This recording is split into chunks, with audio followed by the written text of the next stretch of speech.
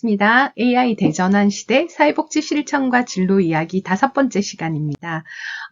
이번 이 6개의 강좌를 토대로 해서 사회복지가 무엇인지 여러분들이 그 사회복지에 관심을 가지고 진로를 설정할 때 나에게 진로가 맞는지, 또 사회복지는 어떤 일을 하는 것이고 어떤 현장에서 무엇을 하는가를 소개하는 그런 시간입니다.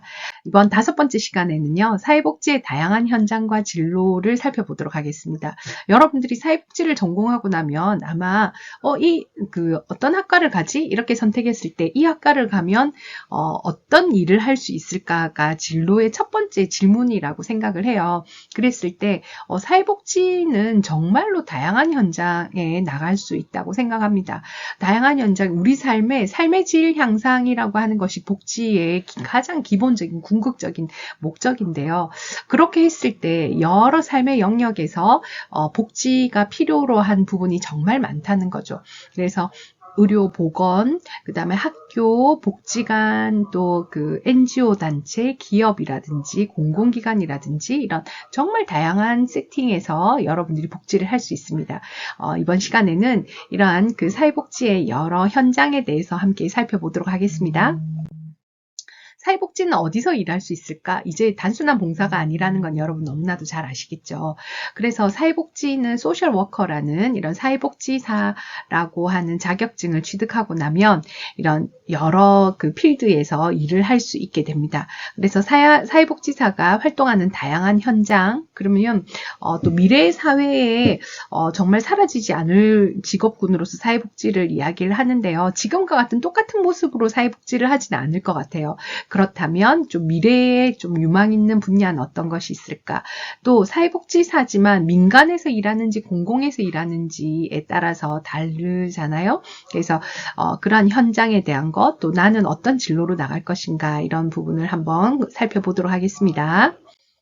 사회복지사는 일단 우리가 생각할 때 사회복지사예요. 이렇게 착하겠네요. 남을 많이 도와주겠네요. 뭐 이런 얘기를 많이 해요. 근데 사회복지사들이 듣기 싫어하는 말 중에 하나가 착하시겠네요. 이 얘기 듣기 싫어해요. 우리는 착해서 복지사를 하는 건 아니에요. 우리가 듣고 싶은 얘기는 전문가예요. 그래서 좋은 일을 하고 남을 돕기만 하는 것이 아니라 이런 전문가로서 문제가 있으면 문제를 해결하고 예방하고 또 전문적인 과정을 통해서 삶의 질이 나아질 수 있게 하는 전문적 과정이라고 얘기합니다. 우리가 사회복지에서 사회복지사가 여러분이 되면 NGO, 국제기구, 뭐 구호단체, 국제기구, 뭐 이런 데 또 될 수 있겠죠. 최근에는 취창업 분야, 스타트업 뭐 이런 것도 많이 고민하고 있어요. 고민해서 우리가 할 수 있는 부분 뭐가 있을까? 보편적이진 않지만 고민하고 있는 것. 학교 안에서는 학교 사회복지사라든지, 실제로 이제 공공기관이나 복지관이나 아니면 기업 안에 사회공헌팀이나, 또 병원의 의료사회복지사나 정신보건사회복지사, 이런 그 다양한 필드에서 일을 할 수 있습니다. 1차 현장, 2차 현장 이렇게 얘기하는데요. 1차 현장은 실제로 복지가 메인인 현장을 1차 현장이라고 얘기합니다. 2차 현장은 원래의 그 목적을 수행하면서 복지가 들어가 있는, 지금 현재 학교나 병원이나 기업 이런 곳이 2차 현장이라고 할 수 있어요.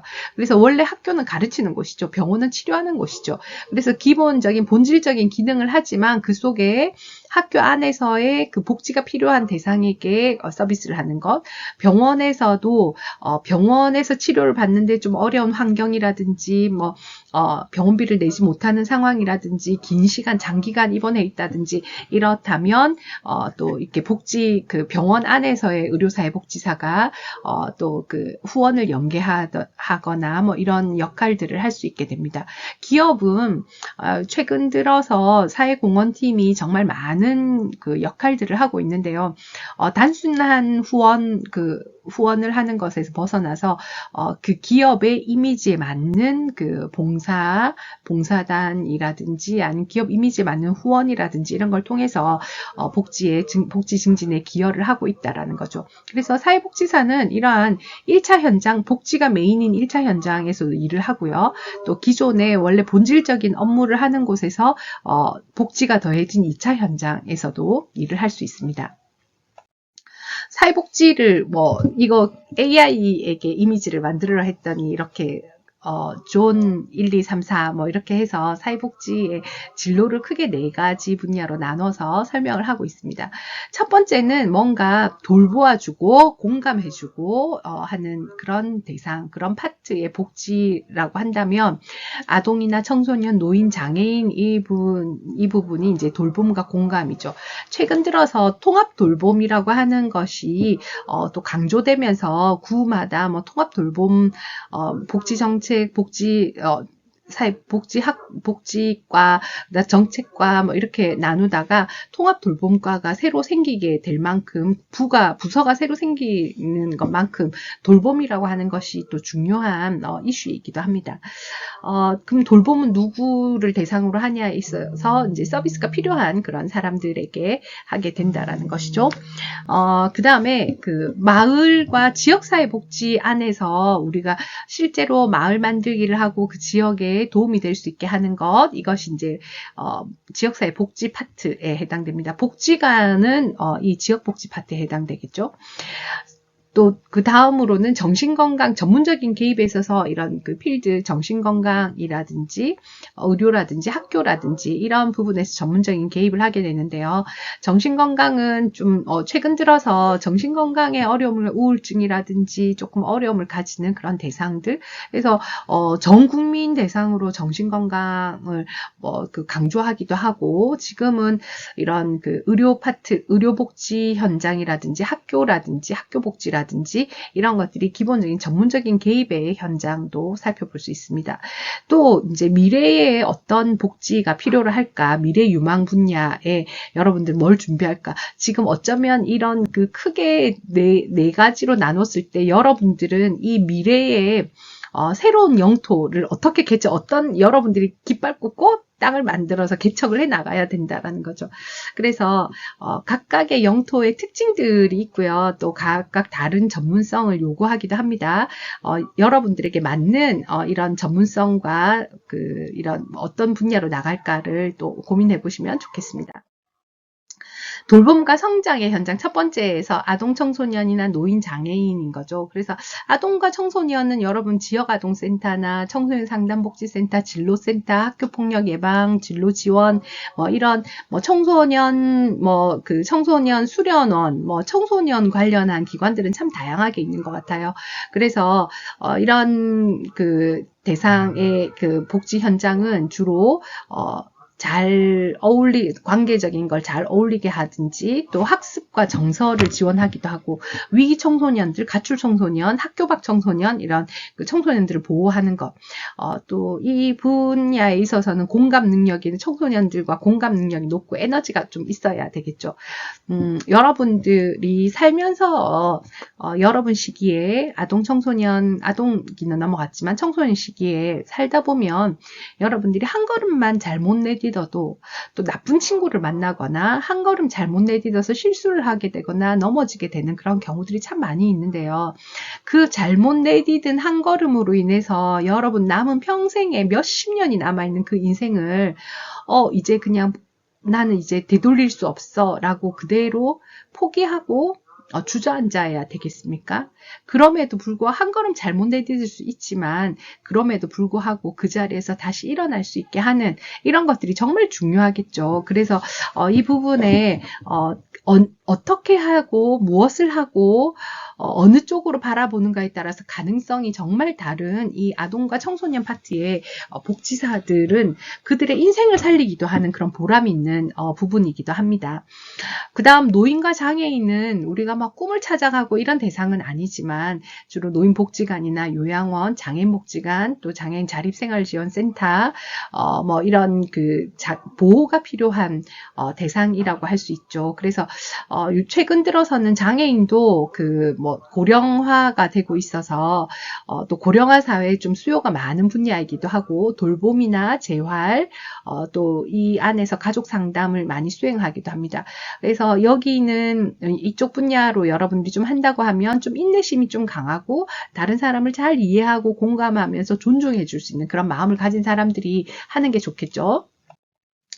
자, 다음은 전문적 개입 현장입니다. 여기는 조금 더 부분이 뭐 돌봄이나 이런 것들이 전문적이지 않다라고 하는 건 아니에요. 그렇지만 좀 정신건강, 학교사회복지, 의료병원 쪽은 또 다른 어떤 그 자격증을 요구하고 있다라는 차원에서 더 전문적이라고 할 수 있습니다. 정신건강사회복지는 기본적으로 정신건강복지센터나 병원이나 정신과 중독관리센터 이런 데서 일할 수 있는데요. 사회복지사 1급 자격증이 있으면서 정신건강사회복지사 1급 시험을 또 쳐야 돼요. 그리고 시험을 치고 나면 또 1년 동안 수련을 받아야 돼요. 수련은 거의 월급이 없이 그냥 정말 그 현장에서 배우게 되는 이런 거죠. 그래서 그만큼 수련의 과정과 시험을 통과해야 하기 때문에 좀 전문적이다라고 이야기할 수 있습니다. 그렇게 할 수밖에 없는 것이 사람의 마음과 또 이러한 정신적인 부분의 회복을 돕는 그런 고도의 전문 영역이기 때문에 이런 부분에서 자격증이나 이런 것들이 좀 강화될 수밖에 없겠죠. 또 학교 사회복지 현장은 우리가 학교 안에서의 교육청과 연결해서 학교 안에서 복지가 필요한 대상자. 그래서 학교 선생님들은 가르치는 거에 집중이 되지만 그 개인의 학생의 개인의 환경, 가정 환경, 둘러싼 그 학교 안에서의 학교 폭력이라든지 관계 문제라든지 사회성의 문제라든지 이런 부분 같은 경우는 학교 사회복지사가 함께 이렇게 하게 된다라는 거죠. 그래서 이 학교 폭력 예방과 또 이제 은둔, 교사 및 학부모 협력, 이런 현장이 학교 사회복지 현장에 해당됩니다. 다음은 이제 병원 세팅 안에서 이루어지는 전문적인 현장인데, 병원은 아까 얘기했듯이 이제 의료사회 사업이라고 하는 의료사회 사업실 이렇게 이루어지기도 합니다. 그리고 호스피스 센터 이렇게 따로 있기도 한데요. 환자나 가족의 또 어려움을 가진 사람들 의료비를 지원해주거나 퇴원 이후에 돌봄을 연결하거나 이런 것들이 이제 의료 세팅 안에서 이루어지는 복지라고 얘기할 수 있습니다. 지역사회와 함께하는 현장인데요. 아마 지역사회 안에서 대표적인 기관이 복지관이에요. 종합사회복지관. 복지관이라고 이름 붙어 있는 곳들이 이제 대부분 지역사회 복지에 해당되는데, 복지관이 종합사회복지관, 장애인복지관, 노인복지관, 이런 그 복지관이 주로 이제 이루어지고, 가족센터라든지, 또 주민센터, 마을복지센터, 사회적 기업, 이런 것들이 지역의, 지역사회 복지예요. 여기서 이제 가족센터는 여기, 이름이 없긴 하지만요. 가족은 종합사회복지관이나 이런 그 복지관의 이름은 조금 더 취약한 계층을 위한 그런 복지인가 하면, 가족센터는 모든 가족이 다 대상인, 그래서 취약한 가족과 일반 가족을 모두 다 포함하는, 그래서 가족을 위해서 예방, 문화나 교육이나 이런 모든 것들을 다 포함하기도 하고, 또 최근 들어 다문화 가족이 늘어나고 있기 때문에 다문화 가족이 한국에서 잘 정착할 수 있도록 만들어가는 이런 것들도 이제 다문화 여기 가족 지역의 그 복지라고 할 수 있습니다. 또 이웃 간의 단절을 막고 연결하는, 그래서 최근 들어 1인 가구가 너무 늘어나고 이제 밖으로 나오지 않는 이용자들, 그래서 은둔형 고립 청년뿐만 아니라 중장년도 꽤 많이 있거든요. 그래서 이런 분들이 밖으로 사회로 나가고 사람들과 연결하고 이렇게 만들어주는 그런 것들, 또 마을 돌봄, 주민이 주도하는 돌봄, 또 통합적인 지원, 이런 것들이 이제 지역사회 안에서 이루어지는 복지라고 할 수 있습니다. 다음, 여러분들이 우리가 아까도 얘기했듯이 민간 영역의 복지로 갈 것인가, 아니면 공공 영역은 공무원이죠. 그래서 국가에서 월급을 받는 것이 공무원인데요. 공공 영역은 주로 이제 사회복지 전담 공무원이 되었을 때는 주로 주민센터, 시청, 군청, 구청 이렇게 해서 사회복지 전담 공무원으로 일하게 됩니다. 이런 공무원 안에서 행정직과 여러 가지가 있는데요. 그 중에 이제 사회복지를 전담하는 공무원이라고 하는 의미죠. 그래서 고용의 안정성이 매우 높죠. 국가가 월급을 주니까. 그리고 제도를 통해서 광범위한 영향력을 가지게 됩니다. 그런데 또 공공 영역에 있다 보면 좀 행정 업무의 비중이 높고, 그러니까 정말 복지라기 서비스라기보다는 행정 서비스, 이거는 서비스를 줄 수 있어요, 이건 없어요, 뭐 대상자를 걸러내고 뭐 이런 일을 하다 보니까 창의성이 조금 제한적일 수도 있다. 그래서 이런 그냥 안정적으로 행정하는 게 맞으면 공무원으로 가도 되는데요. 정말 직접적으로 복지를 하면서 도와주고 변화되는 걸 보고 함께 프로그램하고 이런 것들이 좋다면 오히려 민간 영역이 여러분들이 더 맞을 수도 있다라는 거죠. 그래서 복지관, NGO, 재단 뭐 이런 서비스 중심의 현장 활동을 하고 프로그램을 기획하면서 창의성을 발휘할 수 있는 그런 곳이라고 할 수 있습니다.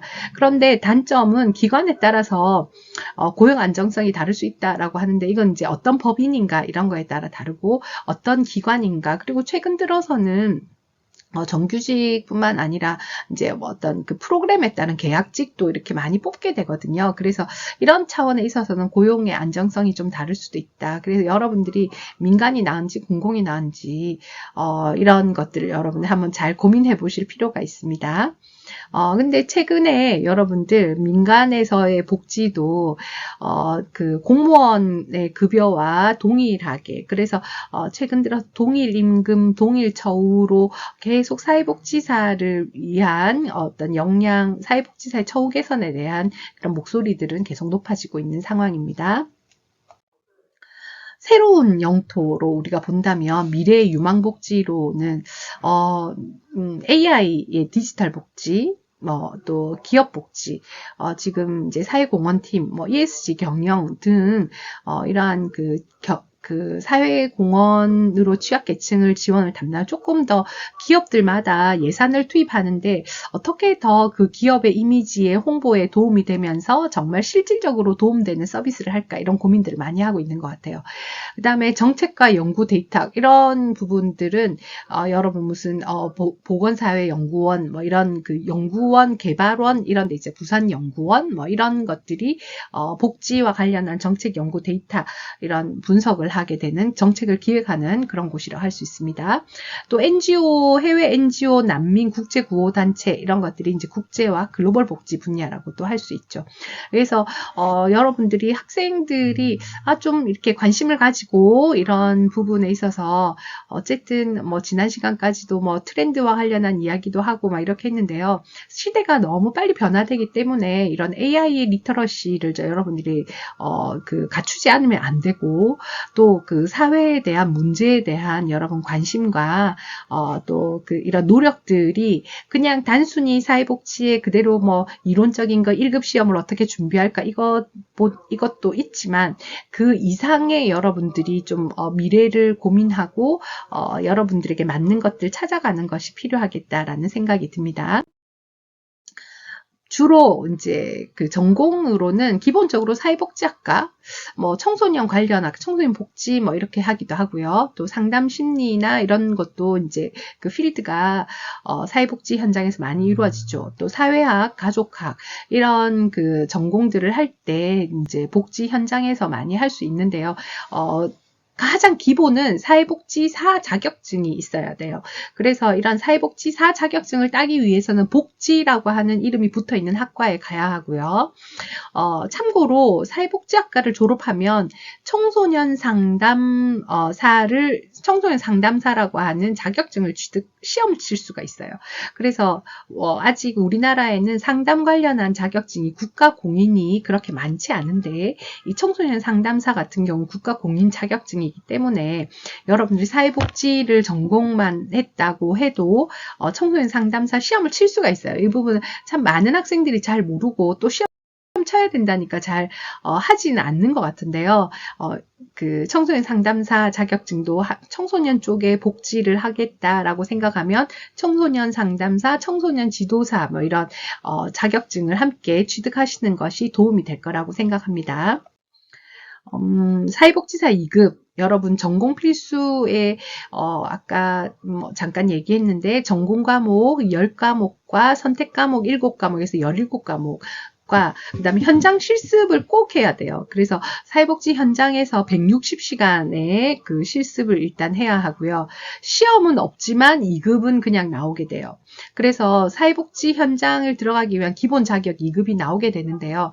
1급은 엑스퍼트라고 되어 있죠. 여기는 2급을 가진 사람들이 시험을 쳐야만 아까 2월 달에 1년에 한 번 이루어지는데요. 이러한 것들이 1급이 있다라는 건 전문성의 인증이고 또 의료나 정신건강복지 파트에서는 1급이 없으면 그 시험을 칠 수도 없다라는 겁니다. 그래서 여러분들이 이왕이면 여러분들이 사회복지를 하겠다라고 생각하면 여러분 1급을 도전해서 2급을 가지는 것이 여러분들에게 또 진로에 도움이 될 거라고 생각합니다. 우리가 나갈 수 있는 것이 정신건강사회복지는 병원이나 정신건강복지센터나 이런 부분에서 이제 일을 할 수 있는데요. 정신건강사회복지사는 1급을 가지고 또 사회복지사 1급에다가 정신건강사회복지사 자격을 또 갖춰야 한다라는 거죠. 학교사회복지사는 학교 안에서의 또 사회복지사 시험이 따로 이렇게 있게 됩니다.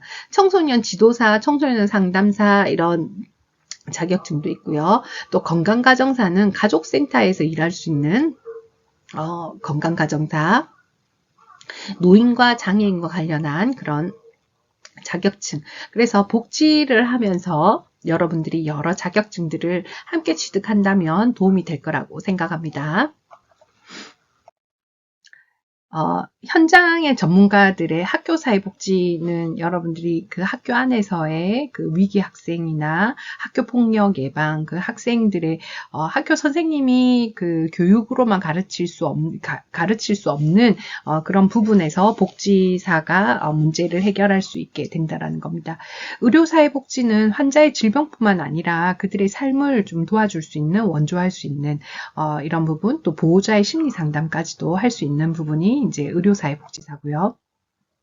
또 기업 안에서의 사회공헌팀, 그래서 직원들이 좀 그 봉사를 하거나 지역사회 안에서 파트너십이나 또 사회공헌 프로그램을 기획하거나 그래서 기업이 단순히 기업이 이익만을 목적으로 하는 것이 아니라 사회에 기여하고자 하는 전문적인 복지 영역이라고 할 수 있습니다. 그리고 AI와 디지털 복지 기획자, 여러분들 이 부분은 여러분들이 정말 그 공부를 해서 이 부분은 많은 전문가가 없어요. 이제 만들어 가야 하는. 그래서 기술로 복지 사각지대를 없애는 것, 뭐 이런 부분에 여러분들이 AI나 AI 리터러시를 잘 역량을 길러서 여러분들이 새롭게 만드는 블루오션이 되면 좋겠다는 생각이 듭니다. 이런 것들이 융합 전문가 라고 할 수 있죠. 여러분들은 복지를 한다라고 생각했을 때 나는 누구를 돕고 싶지? 아이인가? 노인인가? 장애인인가? 그냥 지역 주민인가? 아니면 어떤 환경을 선호할까? 병원일까? 학교일까? 또 그 복지관일까? 구청일까? 뭐 주민센터일까? 이런 거. 그렇다면 그에 맞춘 나는 어떤 자격이 필요할까? 사회복지사 2급이면 충분할까? 아니면 1급을 꼭 따야 할까? 정신건강 수련을 해야 할까? 청소년 지도사, 청소년 상담사가 필요할까? 그래서 이런 것들을 고민하면서 그렇다면 10년 뒤에 나는 어떤 분야의 전문가가 되어 있을 것이다. 제가 개인적으로 여러분 나이에 10년 동안 열심히 하다 보면 뭔가 되어 있겠지라는 생각을 했던 기억이 나요. 그래서 뭐가 될지 모르지만 막연하고 불안하고 이렇지만 10년 동안 열심히 하다 보면 어떤 분야에 뭐가 돼 있을 것이다 라는 생각을 하면서 갔던 기억이 있거든요. 여러분 이것이 그런 생각을 하고 가는 것과 그냥 그저 시간을 흘려보내는 건 정말 차이가 있는 것 같아요. 그래서 여러분 10년 뒤에 난 어떤 분야의 복지 전문가가 될 것인가 한번 기대해 보시고 그려보시기 바랍니다. 사회복지의 전문가가 되는 길은 이미 사회복지사 2급은 우리가 전문가다라고 교수님 계속 강조하고 있지만 여러분들이 지금 관심 분야를 탐색해서 대학의 전공을 선택합니다. 복지와 관련한 학과들이 다 사회복지사 자격증이 나오는데요. 대표적인 학과는 사회복지학과입니다. 청소년 복지, 상담심리, 상담심리 복지, 사회학, 가족학, 가족복지, 아동복지 이런 식의 전공들이 유사한 전공들이 과정들이 있습니다. 그리고 사회복지사 자격증을 따는데 필수 과목 10과목, 선택 과목 7과목에 17과목 이외에 실습을 꼭 필요로 하고 있습니다. 그리고 자격증을 받으면 2급은 그냥 나오는데요. 1급은 시험을 쳐야 합니다. 시험을 쳐서 합격을 해야 합니다. 그렇다면 자격증을 가지고 취업을 할 수 있습니다. 여러분들은 어디로 나가고 싶습니까? 사회복지는 단 하나의 직업이 아니라 정말 여러 현장, 정말 무한한 가능성이 열려있는 세계인데요. 여러분들이 나는 어느 대상, 어느 현장에 나가서 일을 하고 싶은가, 나는 무엇이 나를 보람있게 만들고 가슴 뛰게 만드는가, 여러분의 사회복지 진로를 한번 챙겨보시기 바랍니다. 정리를 하겠습니다. 사회복지는 여러 현장과 또 여러 분야들이 있는데요. 대표적으로는 공공인가 민간인가입니다. 공공은 공무원이죠. 민간은 국가에서 지원금을 받아서 운영하는 민간기관이라고 얘기할 수 있습니다. 그래서 내가 대상자에게 직접적인 서비스를 하는 걸 더 좋아한다고 생각하면 민간이 맞고요. 이런 행정적인 공적 영역에서 서비스를 행정적으로 처리하는 게 맞으면 이런 공공 영역에서 일하는 것도 안정적이라서 좋습니다. 또 다양한 현장에서 아동인가 노인인가 장애인 또 종합사회복지관 학교 병원 이런 여러 필드 그래서 우리 삶이 복지가 아닌 현장이 없잖아요. 그렇기 때문에 복지가 메인인 1차 현장과 기본적인 원래 기능을 하는 것에 복지사가 들어가 있는 그런 2차 현장들이 함께 나눠져 있습니다. 여러분들은 또 의료나 학교 같은 경우는 조금 더 또 다른 자격증이 필요로 하기 때문에 더 전문성을 발휘할 수 있는 기관이라고 할 수 있고요. 2급 자격증은 이렇게 그 자격증 일반 교과목과 실습을 하면 나오게 됩니다. 1급은 2급을 가진 사람들이 시험을 쳐서 합격을 해야만 가지게 되는데요. 이런 부분이 꼭 1급이어야만 관리직으로 진출이 유리하다는 건 아니지만 최근에는 1급 자격증 소지자라고 해서 채용 공고가 아예 그렇게 그 기준으로만 나기도 해요. 그래서 여러분들이 그냥 복지를 전공했다라고 생각하면 지금은 그냥 1급은 당연히 따는 거지 이렇게 생각하시면 될 것 같아요. 조금 공부하면 또 합격을 하더라고요. 여러분 몇십 프로 합격률 이렇게 얘기하지만요. 실제로 시험을 지원해 놓고 시험을 안 치는 사람들도 있고요. 여러 공부를 제대로 하지 않고 그냥 시험 치는 사람도 있기 때문에 그 합격률의 퍼센트에 그렇게 너무 주눅들 필요는 없습니다. 그리고 이 시대가 변화됨에 있어서 여러분들이 어떤 AI와 관련한 새로운 복지의 분야, 미래 사회에 로봇과 인공지능이 대신할 수 없는 복지 분야라고 하니 그렇다면 우리는 복지 안에서도 조금 새로운 분야, 블루오션을 찾아가는 게 필요하다고 생각합니다. 수고 많으셨습니다.